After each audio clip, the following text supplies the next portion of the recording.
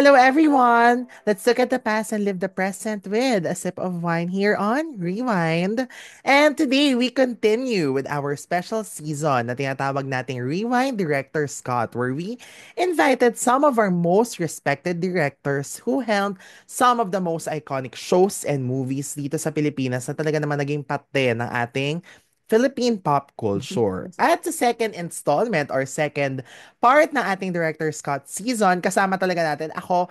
Estudyante pa lang ako, siya na ang paborito kong director at lagi kong kinukulit sa Twitter at lagi naman din siyang nagre-reply. And now we're here, 'di ba? At siya lang naman ang isa sa mga direktor na nasa likod ng mga top-rating ABS-CBN shows like Magkaribal and Maging Sino Ka Man, and of course, the main director of our favorite kilig shows like Dolce Amore, Too Good to Be True, and of course, the recent one, Can't Buy Me Love.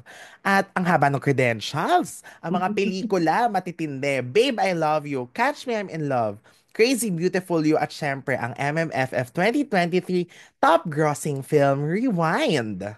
So let us welcome dito sa Rewind. Ito, Rewind. Yung movie niya, Rewind. Direct May Cruz Alviar. Hi, Direct May. Hi, Jimpy. It's so nice to be with you. Tapos ganito na tayo. Dati nagsisimula lang tayong chikahan sa Twitter. Correct, Direct. Ito na, nag-level Mm, up, diba? Charot. So, correct. thank you so much, Direct, first, for saying yes and for Of giving course. time. Diyos It's ko. you. Of course. I'll do this for you. Nako, maraming maraming salamat, Direk. So, syempre wag na nating patagalin ang ano, no, ang kwentuhan. Umpisahan na natin agad from the very beginning kung paano ba nagsimula si Direk May in the industry, at least in the TV industry. Kasi off-cam, marami kami pinagkikwentuhan ni Direk about her Mm. beginnings. And then ngayon, we Mm. move to, eto na yung pagpipelikula at pagtetelevision. Mm. Well, originally kasi, after graduation, nag-apply talaga ako sa mga film outfits. Tapos nun, walang mga opening during that time. So, nag-advertising muna ako. Tapos, biglang tumawag sa akin ang Star Cinema na may opening na daw.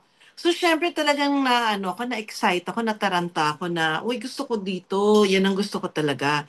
And I remember na pinapunta nila ako. I was just with my nephew recently sa UP at nag-flashback moment ako.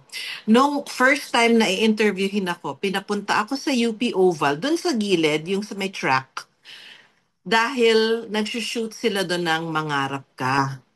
Tapos, Ah, Claudine oh, and Mark Anthony. The movie. yes. Oh, okay. Oo, tapos nun, pagpunta ko, naano ko talaga. I was in awe. Nakita ko yung set, ang daming talents, yung may equipment na nakadali, ganun. Tapos nakita ko si Direk Rory was there. Tapos nun, nakita ko sila Direk Trina. They were all there. They were discussing, ganyan. Na parang yung feeling ko na gusto ko dito, itong gusto kong world, ito talaga yon. And thank God, natanggap naman ako at ako ay naging PA muna.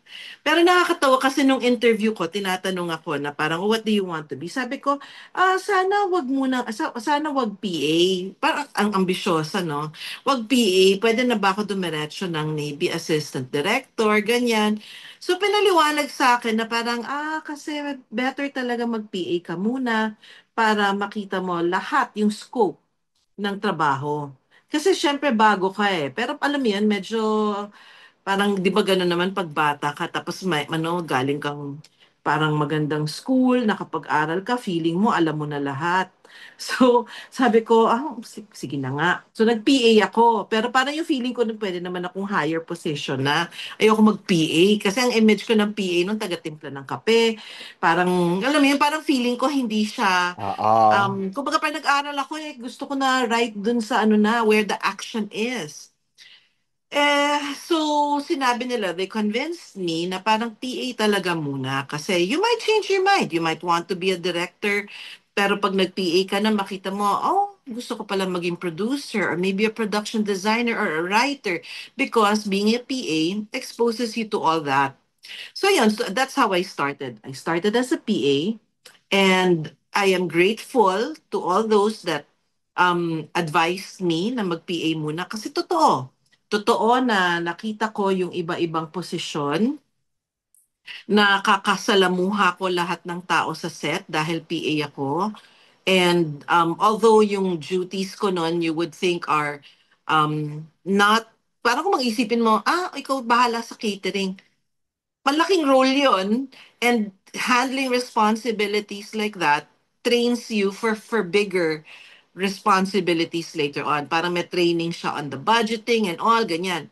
So ngayon, bilang director, nagagamit ko yung mga natutunan ko nung nag-PA ako. And then after becoming a PA, I moved on to becoming a script continuity. And after Mm. script continuity, naging ano ko, assistant director. And then dun sa assistant director, dun ako nag-train to, to direct my mentors, my directors were very generous. I'm very fortunate that I worked with such talented and very generous and disciplinarian mentors. Dahil talagang pag may pagkakamali ka at alam mo yon, parang you're in over your head at medyo yung parang, oy, ugali mo ha, may palo talaga ako noon, may palo ako sa ulo. So I'm very grateful to all to all the mentors that have taught me generously. So yun yung naging path ko. But I was sure from way, way back, even when I was a kid, that I wanted to be a director. Yun talaga Mhm. yung gusto ko. And totoo naman na na-expose ako sa iba-ibang roles sa production, but it became clearer to me that gusto kong maging director. But syempre, nakatulong yung umakyat ako step by step sa ladder. Yeah. Mhm. So, anong mga shows mo direct or movies na? Kasi Star Cinema pala Yeah. ang diretso mo, no? So, Yes. pelikula talaga ang una, hindi TV. Yes. My first film was Mangarap Ka. Ay, Mangarap Ka. Magic Temple.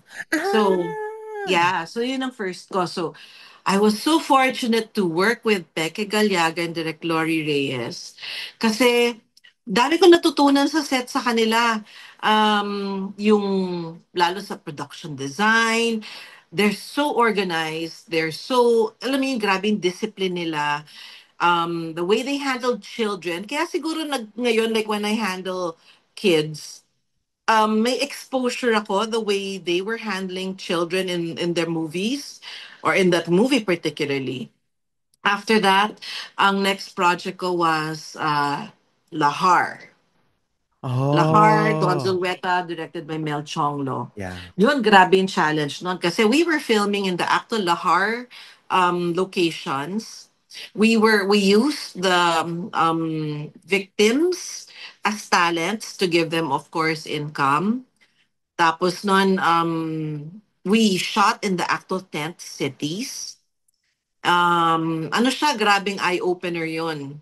Lock-in kami, we were in Pampanga the whole time. Tapos nun, ang laki ng pelikula. Tapos konti lang kami sa staff, so talagang alam mong utilize ka. Tapos sobrang nga akong ano dun sobrang nasunog ako nung sa araw kasi talagang bilad na bilad kami sa lahar. But grabe yung yung exposure ko to also the realities of, yung life. Hindi lang siya fantasy kasi my first was fantasy, the next was parang ano siya, social realism, 'di ba? And Yeah. then after that, I did, was it Pulubit Prinsesa? I think it was Pulubit Prinsesa. Mhm. Tama. Yung Camille Prats and Angelica Panganiban na I think they were only 8 years old then. Pinipiggyback ko pa si Camille. Oh my goodness. As in, going to the set, magre-reading kami sa standby area. Tapos nun, kasi nung time na yun, I used to scuba dive. So, kakargahin ko siya, sabihin ko, oh, you're my tank. We'll go to the set, magsuscuba dive tayo, go into the set. So, I played with the kids. Tapos noon pa, si Angge, what you see is what you get. Pag wala sa mood, wala sa mood. Pero, mahusay na talaga siyang artista kahit noon pa, kahit bata pa siya. Yeah. Yun. So, those were the films that I started with. Tapos I got to work then eventually with Maricel Soriano, Jolina, Marvin.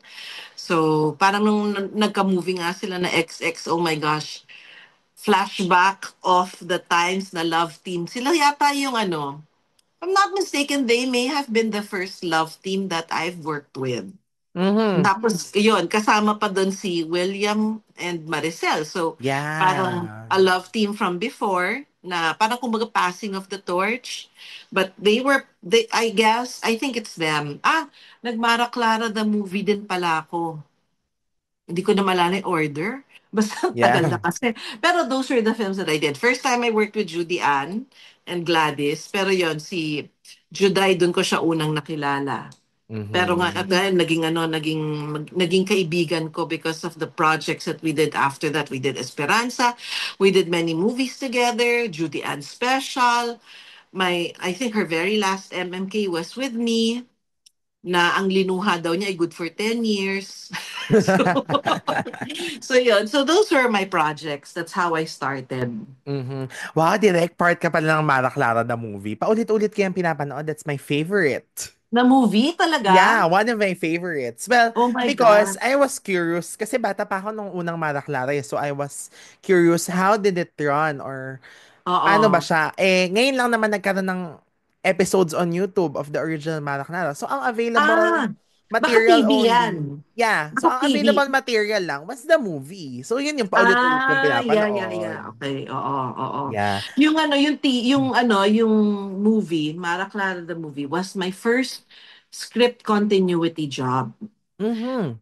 And wala akong alam masyado sa continuity except for the few instances na sumalo ako sa Magic Temple basta naging script ko na ako for about 2 days maybe. And then, nung nag-script ko na ako dun sa Mara Clara the movie, oh my gosh, unang araw talaga, gusto ko na mag-resign kasi nga talagang ang dami kong palpak. As in, talagang galit na galit sa akin nun yung director kasi nga mali-mali yung mga continuity ko. Tapos nung gabi, umiiyak na ako, nagre-resign na ako. Tapos sinabihan ako nung director na, if at all, Mayor, very masipag. Tapos sabi nung producer sa akin, si Sare, sabi niya, May, don't give up right away. Kumbaga first day pa lang naman, tapusin mo yung pelikula. And then, if you feel na hindi talaga para sa'yo to, then at least nasabi mo na you gave it a shot. Pero grabe, pumayat yata ako, hindi ako makakain sa nervyos kasi nga lagi akong, kumbaga parang, lagi ako on my toes, ganyan. Yeah. And talagang, alam mo yung moment na sinabihan ako na, you did a good job today, as in talaga ang saya-saya ko. Kaya parang pag script ko ngayon, parang, ay, nako, alam ko yung nahirap yan, pero gawin mo yung trabaho mo dahil kasi pinagdaanan ko rin yan. Mhm.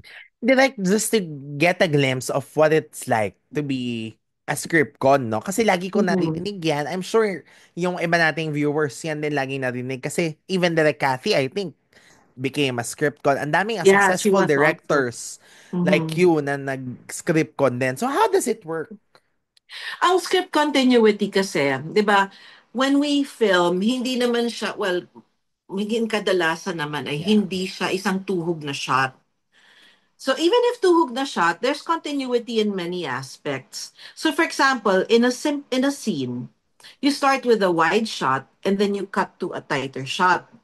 Tapos nun meron kang yung may kinausap and then babalik ulit dito, 'di ba? Babalik dun sa parang frontal Yeah, nung yeah, tao. yeah. So say for example, yung eksena ay iyakan, parang naglalakad, tumigil, hinarap yung lalaki. Pagharap niya na ganon, pagharap niya, did she turn on her left or her right? Ganon ba or ganon? Because Very, pag nag-cut oo. away ka dun sa reverse shot, it has to match yung movement. So that's continuity of movement. So Yeah. tapos nun, um, mas maluwag na shot. Kunwari, ganito yung frame size. Tumulo ang luha.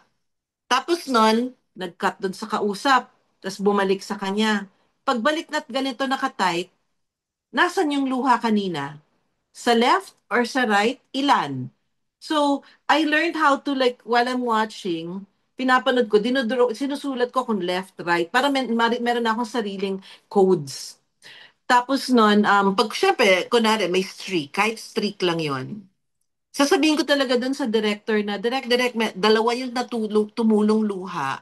So, maybe we can just put a streak. Kasi sa tighter shot, kitang-kita. And sa pelikula, you blow it up 100 times. So, kitang-kita sa widescreen yan talaga na, ay, mali yung continuity.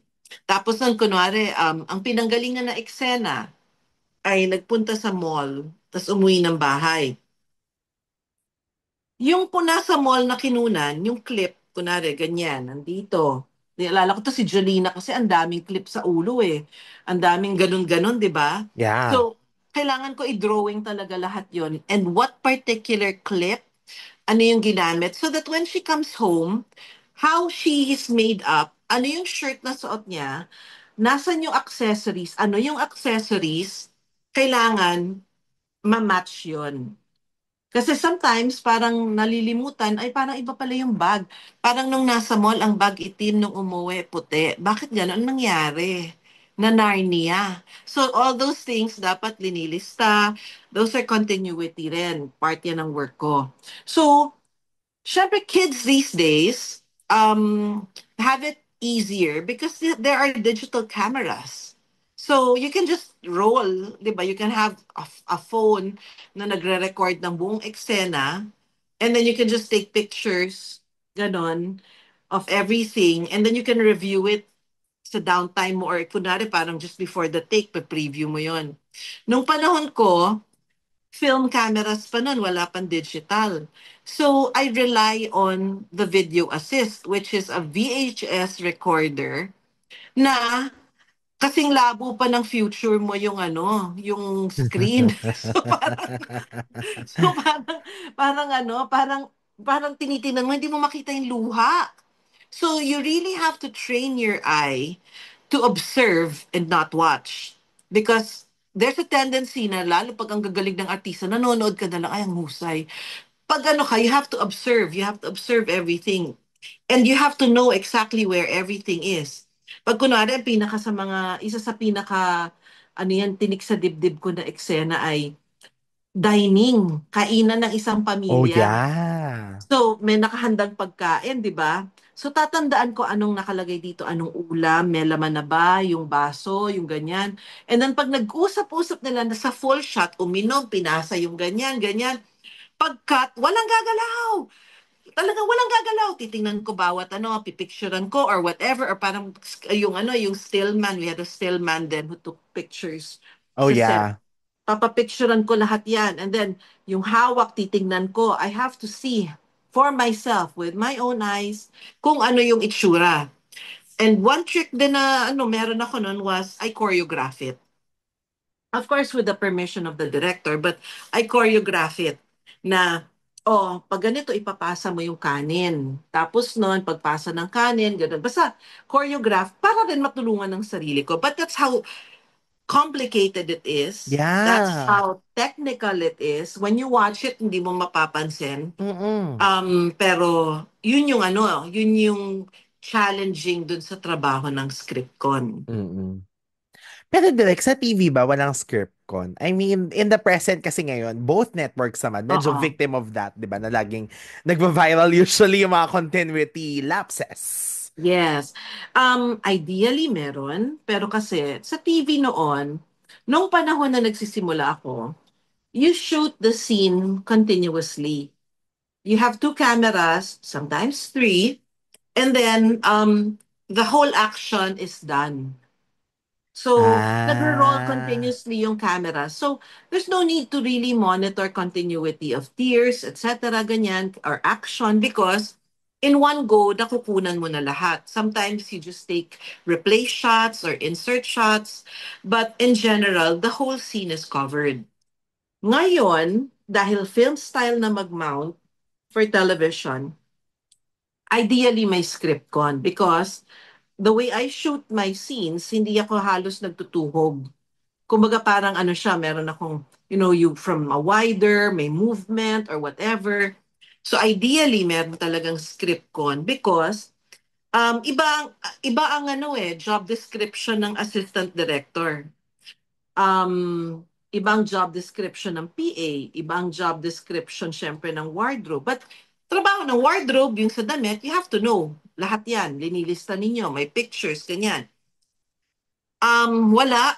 Some shows meron, some with ano, some really get a script con because ganun nga ang mounting ngayon. But kadalasan wala. And Mhm. so, ginagalingan na lang.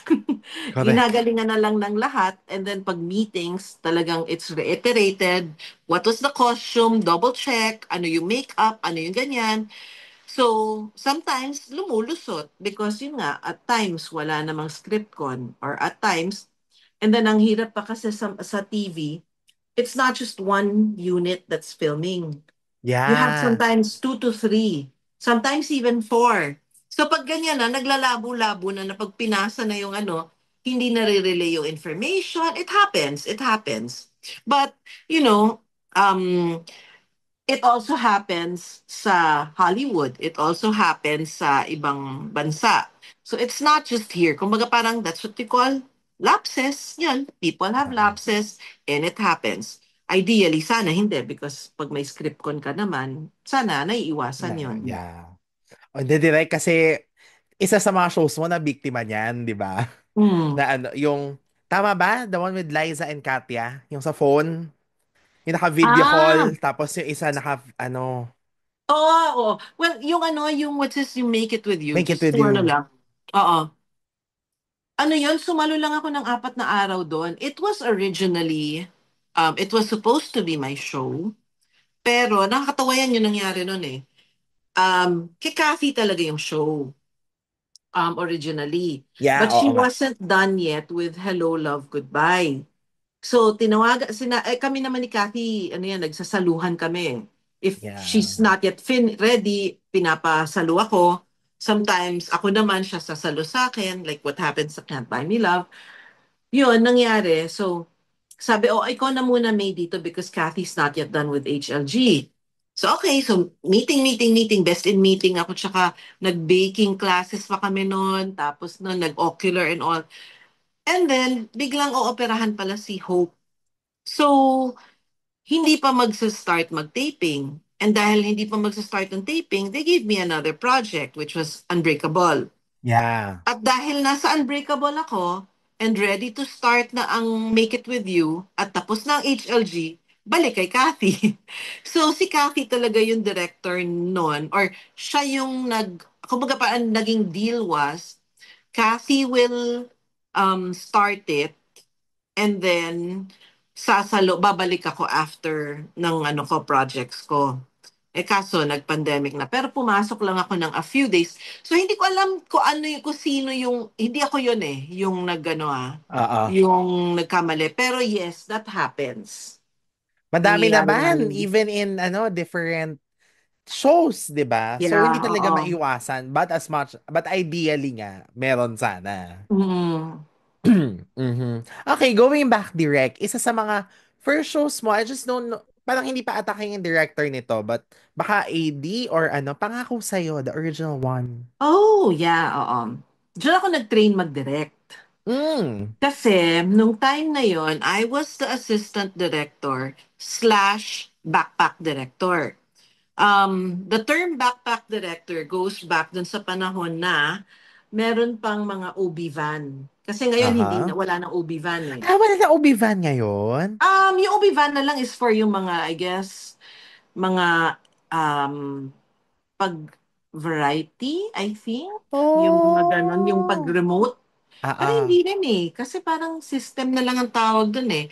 Hindi na kami nag-OB van. We just have Mhm. what is the monitors. Kasi hindi na siya parang nakakable to a van. Yeah, Kaya yeah. siya backpack because it's not cabled, it's carried backpack. Parang ganon. So when you're a backpack director, it means you're given a camera that's, handheld or parang hindi cabled. And then, nag-shoot ako sa labas, away from the OB van. Ngayon, nung sa Pangako Sa'yo, I was assistant director slash backpack director. For some scenes, kumbaga parang may binibigay sa akin ilang eksena kasi nga ang laki ng project din na yon. So, ano yan, and then after a while, pinagbabackpack na lang nila ako completely. Iba na yung nag-AD. Sabi nila that's part of my training daw. So, I'm fortunate because Ang mga naging director nun mahuhusay. Direk Rory, Direk Olive, Direk Trina, Direk Jerry. So marami akong maraming ako natutunan din sa kanila. Tapos marami rin ako, ang tagal niyang show na yan, ang daming daming nangyari din behind the scenes na nakakatawa. Meron ba example direct, yung pwedeng on record? Merong isang time, okay, pilot episode. Yung unit namin, which was the RBQ kay Direk Rory na unit, magsushoot ng kasal ni Eduardo Tonton and ni Claudia, ni Jean Garcia Yeah. in Apalit, Pampanga. Yung unit naman ni Inang, magsushoot sa San Miguel, Bulacan, nasusunog yung bahay nila, nila Tatay Isko. So sa bukid sila, remote place. So madaling araw ang pull out, dalawang bus ng talents. Isang bus ng talents pupuntang Apalit for the kasalan. Yung isang bus pupunta ng Sunog, mga farmers. Yung PA, siguro inaantok pa, nagkamali ng bigay ng mapa. So, so nung kasalan, sabi namin, oh, nasa na yung mga damit? Ganyan, syempre, umaga, kailangan bibihisan, ganyan. Wala daw silang damit. Bakit walang ganyan? Tapos yung pala, napunta yung mga wedding guests dun sa bukid at Oh my napunta sa amin puro gosh. farmers. So sabi ko, isipin na lang natin na mapagkawang gawa sila Eduardo Buenavista at mga farmers, ang mga bisita nila sa kasal, parang outreach program. Ganun. Kasi ang layo ng San Miguel, Bulacan to Apalit. Kung Yeah. magpapalit pa ng talents, at saka nung panahon na yan, take note, hindi pa yan panahon na yung cell sites malalakas. So, yung portions na yun dun sa San Miguel, Bulacan, wala pang mahina ang signal or maybe wala nga. So, wala na. Just yung mga ganyang pagkakataon, make do with what you have. Yun na lang, ganon. Grabe, intense din pala talaga during that time, no? Oo, Tsaka ang ang hirap daming nun. talents, man. Yeah, Mm-mm. oo. Ano pa ba mga nangyari nun na mga behind the scenes? Tagal na Christine kasi. Jericho, baka merong Si Christine at saka si Echo, basta alam lang namin na well, hindi ko na maalala yung mga yung mga anecdotes sa kanilang dalawa.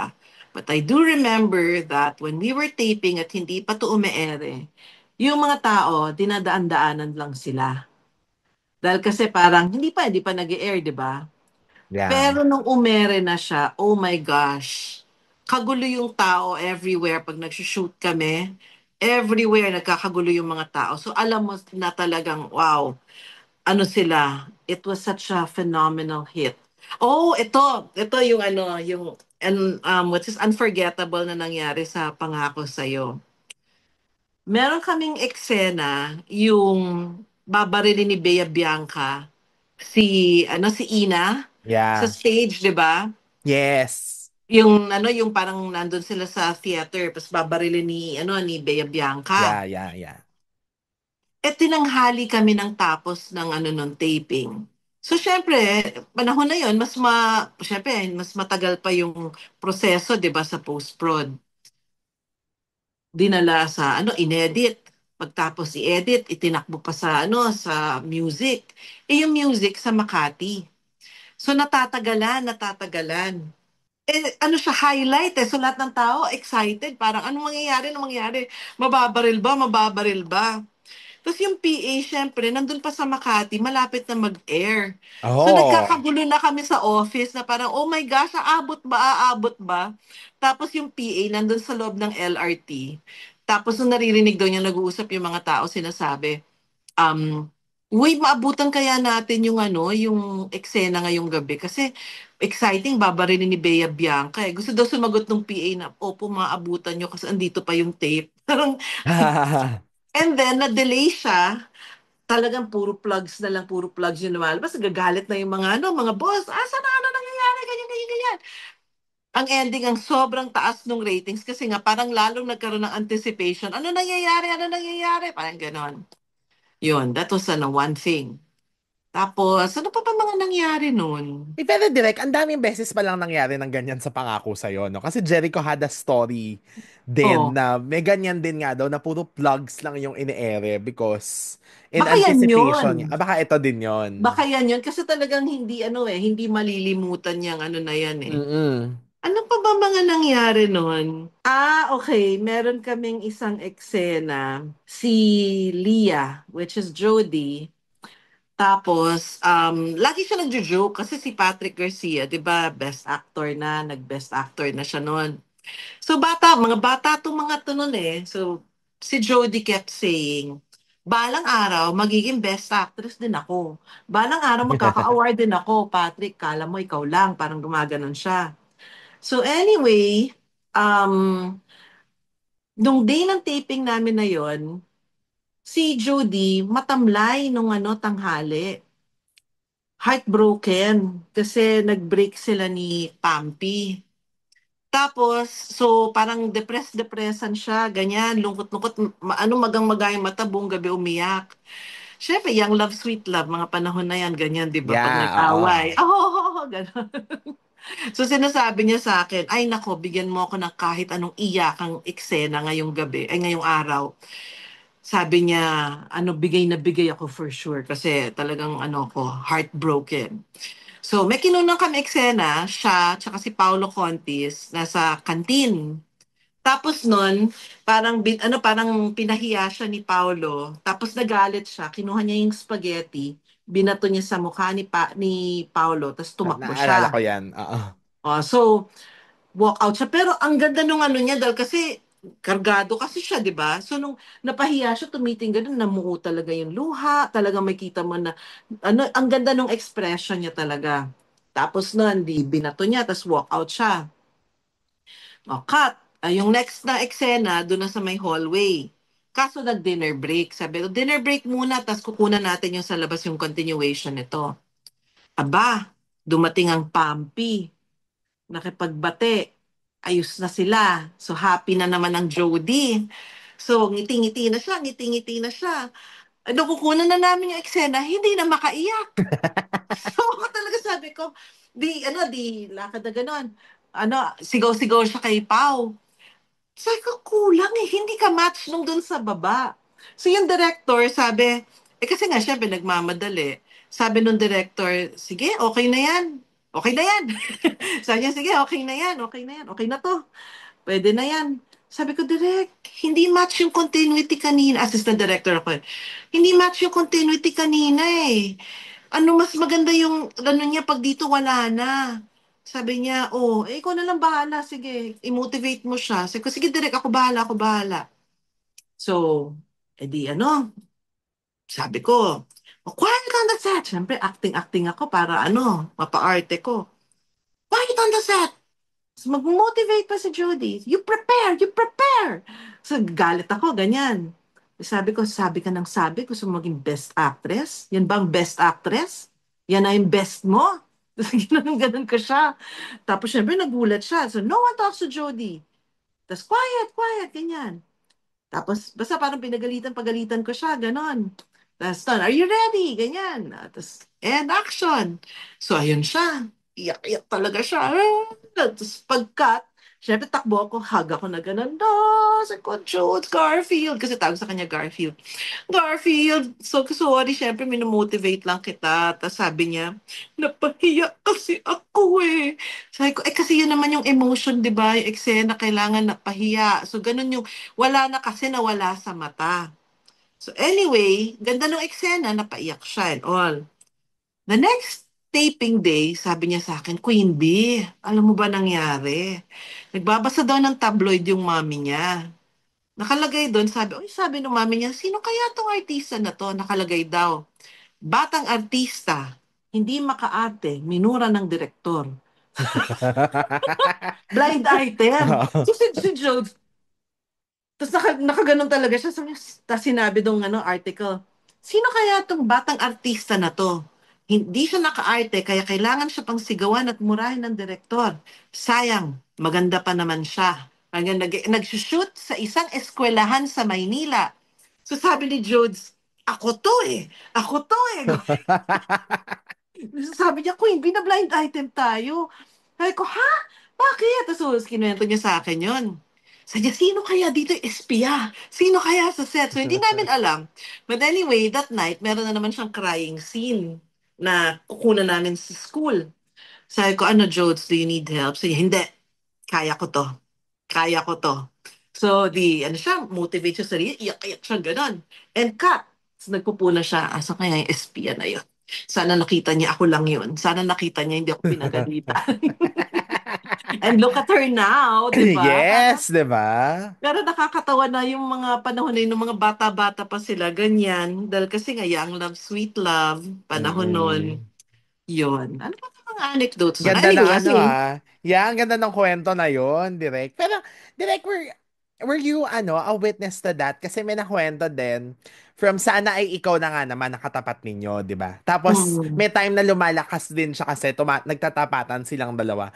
Tapos, meron daw, parang episode ba or part of it na nag-aantayan kung sinong unang e-ere sa TV. Kasi, syempre, kung sino mm. siguro yung unang e-ere, de yun ang unang susubaybayan or kung sino yung susunod, ganun. Tapos, parang pareho daw na hindi maka-ere kasi hindi masundan dahil nga, bakit puro, parang ang tagal. What do you mean? Parang kumbaga, sino yung next na parang kumbaga ano na sila yung next na mag-air na sa time slot na yon, Oo, na ganon? parang hindi, magkatapat si Pangako tsaka si Sana ay ikaw na nga. Tapos, airing time na nila, pero walang umi-ere kasi nag-uunahan. Parang, Oo. I think kasi ano parang nag-overlap, parang ganon, oo. nag-overlap. Yeah, parang ano kasi noon. Well, hindi ako masyadong familiar dun sa mga ganong eksena kasi nga we're more behind the scenes Yeah. than yung mga parang yung pag-airing na except for that one time na Hindi naka-ere. talagang hindi umere. Halos hindi umere. Na late ang ere. Mhm. Yon. Okay. So, ito na Mm. direct. Ang ganda ng mga umpisa pa lang ito, pero ang dami ng pasabog. Charot.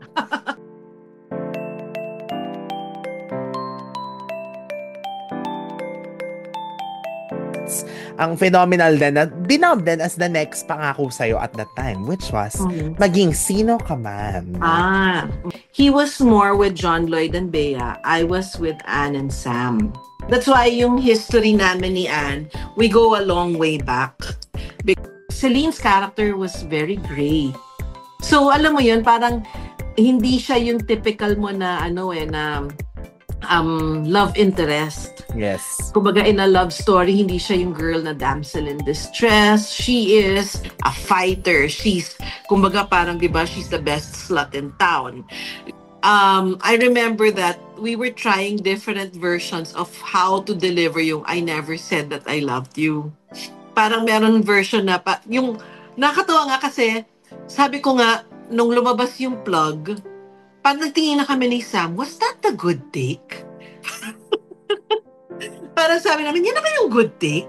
Hindi ako sure kung yan yung good take. I mean, maganda naman. Yeah. Pero parang sabi ko, kasi we did it several times, tingin na kami, yan ba yung good take? Parang hindi yata. Pero, nag-work kasi, parang yung may hesitation, di ba yung may hesitation, I never said that I loved you. Parang meron siyang break. So, nga parang nauna pa nga yata namin kinunan yung breakdown sa car bago sa taas. Oh. Or, if kinunan man namin after yon, naaalala ko, basta alam ko kasi parang nahihirapan na si Anne. Kasi parang, umaga na ba yun? Or nung mga panahon, wala pa AGL.